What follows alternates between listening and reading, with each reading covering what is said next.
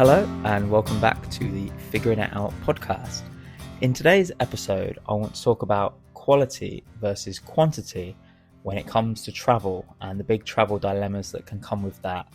Now, I thought I'd start by asking the question of if you were given £2,000 and you could spend it on either one incredible luxury holiday or 4 to 5 budget adventures, what would you pick? Now, you can probably guess what I'm going to go for, and that would 100% be the 4 to 5 budget adventures. And that's what I probably have gone for the last couple of years. And I've managed to get flights, accommodation very cheap. And to be honest, £2,000 could probably get me more than 5 or 6 budget adventures, especially around Europe, where I can hit flights as low as £20 each way. But obviously, when you do choose quantity, there are sacrifices to make. You obviously travel with the budget airlines. You might choose flights that are super early in the morning. If it's further out, you might have some tricky sort of transfers. You'll be staying in hostels that could have sort of multiple people to share within dorms. I've been in sort of 10, 12 people dorms, party hostels, places where it is generally really hard to sleep. And you think, I'm making quite a sacrifice here just to visit a new country. But when you want to see as many places as possible and money doesn't always allow that kind of luxury, that's just what you have to do. And I've enjoyed my budget adventures. I think they've been really good fun. But I think after a while, you do start to realize that just a little bit of quality can be quite important. So sort of next, I want to talk about ways that you can get a bit more of a quality trip, but without necessarily having to stay at sort of 5-star hotels, spending a lot of money. And that can just be little things like, for example, a flight that isn't at 6 in the morning, a flight slightly later on in the afternoon that might cost a little bit more money, but means you arrive at your destination and you're not as tired and cranky and just feeling awful, because sometimes that can actually ruin the whole trip, especially if it's just a short 2 or 3 night trip. It could be something as simple as just having a private room in a hostel, which then means that you're still getting to stay at the hostel and you're still getting to obviously meet people at the hostel and have the social side of things, but you're going to get a better night's sleep. And obviously sleep can be so important, especially when you travel. And from my experience of losing sleep while I travel, it can really ruin some of the days. It can wipe out 2-3 days at a time sometimes. And if you do have quite a short trip, then yeah, you're really kind of ruining a lot of that trip just to save maybe a little bit of money or whatever the reason is that you've done that. So I would definitely say sort of prioritize your sleep, and that can actually make a holiday into a much more quality experience. And then also it gives you more time to kind of enjoy it and to just make the most of the trip that you're on, and maybe just have it a little bit slower. Just take your time with things and enjoy it. So what I wanted to do was I want to go over the difference sort of between quantity, a lot of different trips, and quality, maybe 1 or 2 trips in a year that are just a little bit slower, a little bit more luxury, and the kind of pros and cons of both of them. So when it comes to quantity, which has definitely been me, as I said, the last couple of years, I think since I was 27, so 2 years ago, I visited more than 20 countries, and that has mostly been sort of smashing them out as very budget and very cheap trips. It hasn't been anything luxury by any means, but I have been able to tick off a lot of countries. So yeah, that's the first pro of quantity. So you can visit more places, and of course it's cheaper. So, occasionally some countries that I went to, for example, Thailand, it was cheaper while I was there than it would have been to have been in the UK. So just eating out food every day and things like that, it was so cheap that I would have spent more being at home. So obviously, as long as I had that time off work and during my annual leave, I was able to actually live in Thailand cheaper than I would have been to live in the UK. So yeah, that's definitely a plus, the fact that it can be cheaper. But there are a few negatives when it comes to the quantity of traveling. Now, one of them is burnout. Now, as I said, before, if you're choosing those early flights, if you've got tricky transfers, if you're trying to catch a little bit of sleep in the airport, it can be tough. And to be honest, it can make the trip not one that you even want to remember.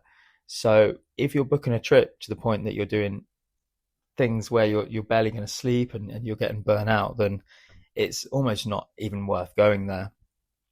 And sometimes it can feel more like just a box ticking episode.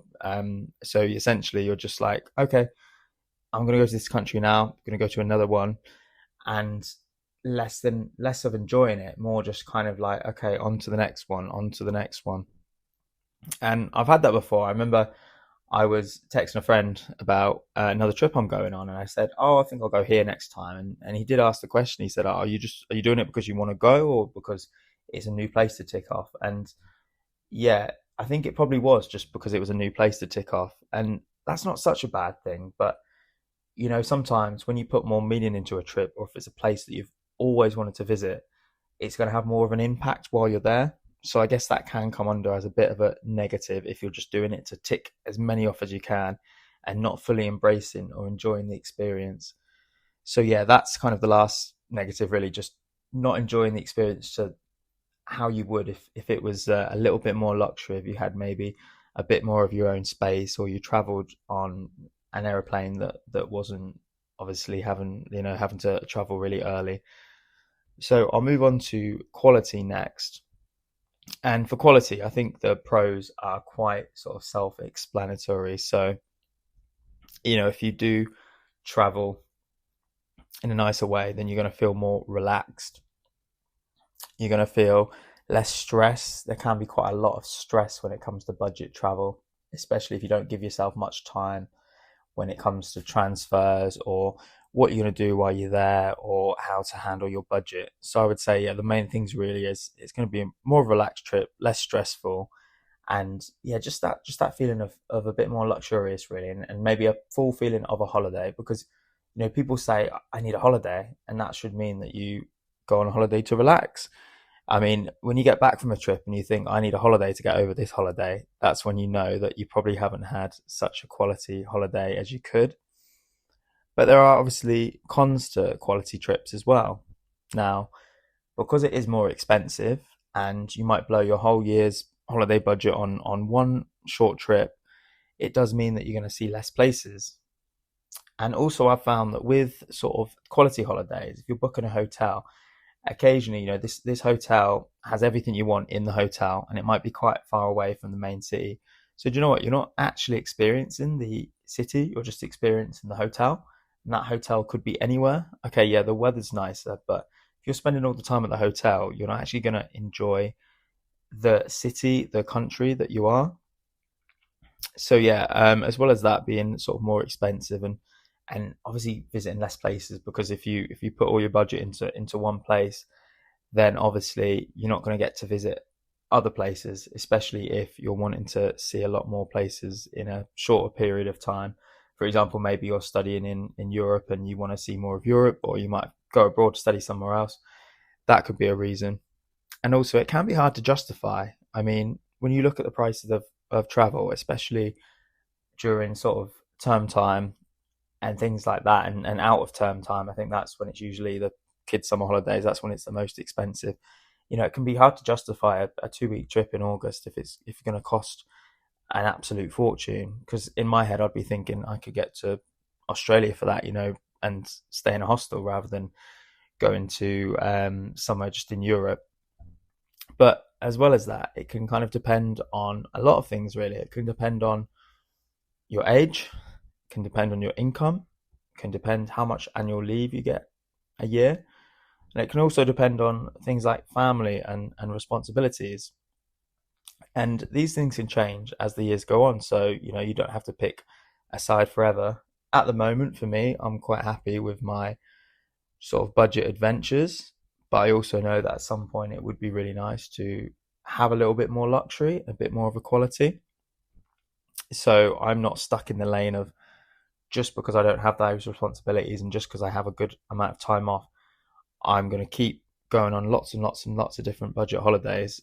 Things will change, and at some point, I may decide to go on less trips, but make them more of a quality. And it's not always easy for some people. If you've got family, as I said before, the point about going outside of term time in the summer holidays. If you've got a child, that can be really expensive, and it can really cut down your options, and that can end up meaning actually you maybe just go on one holiday, and it's not quite the quality it could be if you'd have gone during term time.